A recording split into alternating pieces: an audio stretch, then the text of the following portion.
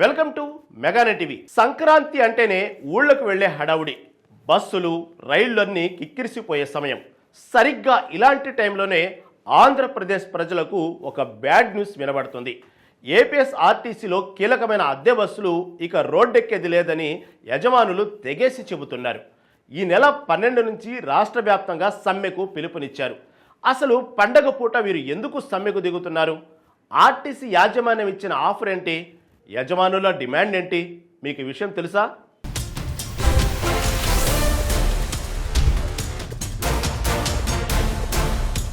ఆంధ్రప్రదేశ్లో స్త్రీ శక్తి పథకం అమలులోకి వచ్చాక ఆర్టీసీ బస్సులో ప్రయాణికుల రద్దీ విపరీతంగా పెరిగింది. అయితే రద్దీ పెరగడంతో పాటు నిర్వహణ ఖర్చులు కూడా భారీగా పెరిగాయని అద్దె బస్సుల యజమానులు ఆవేదన వ్యక్తం చేస్తున్నారు. టైర్లు, ఇంజన్ ఆయిల్, స్పేర్ పార్ట్స్ ధరలు పెరగడంతో ప్రస్తుతం ఇచ్చే అద్దె సరిపోవడం లేదని వారు అంటున్నారు.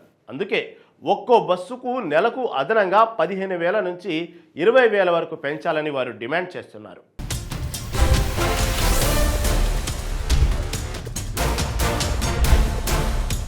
యజమానుల డిమాండ్లపై స్పందించిన ఆర్టీసీ యాజమాన్యం మంగళవారం రాత్రి వారితో చర్చలు జరిపింది. చర్చల అనంతరం ఒక్కో బస్సుకు కేవలం 5,200 మాత్రమే పెంచుతూ ఒక సర్క్యులర్ జారీ చేసింది. అయితే ఈ నిర్ణయంపై అద్దె బస్సుల యజమానుల సంఘం తీవ్ర అసంతృప్తి వ్యక్తం చేస్తోంది. పెరిగిన ఖర్చుల దృష్ట్యా ఈ స్వల్ప పెంపు ఏ మూలకు సరిపోదని కనీసం 15,000 పెంచాల్సిందేనని వారు పట్టుబడుతున్నారు. అందుకే చర్చలు విఫలం కావడంతో సమ్మె బాట పట్టాలని నిర్ణయించుకున్నారు.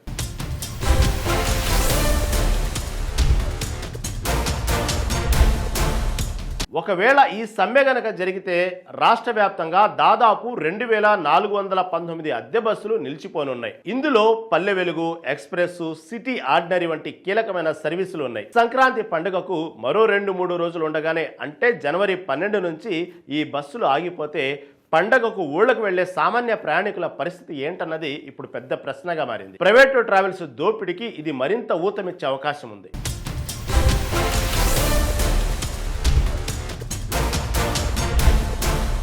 ఇప్పటికే ఆర్టీసీ ఎండీకి సమ్మె నోటీస్ ఇచ్చేందుకు యజమానులు సిద్ధమయ్యారు. పండగ రద్దీని దృష్టిలో పెట్టుకుని ప్రభుత్వం ఎలా స్పందిస్తుందో చూడాలి. ఒకవేళ చర్చలు సఫలం కాకపోతే మాత్రం ఈసారి సంక్రాంతి ప్రయాణం నరకప్రాయం కావడం ఖాయం. మరి అద్దె బస్సుల యజమానుల డిమాండ్లపై మీ అభిప్రాయం ఏంటి? పండగ వేళ ఇలా సమ్మె చేయడం కరెక్టేనా? కామెంట్స్లో చెప్పండి.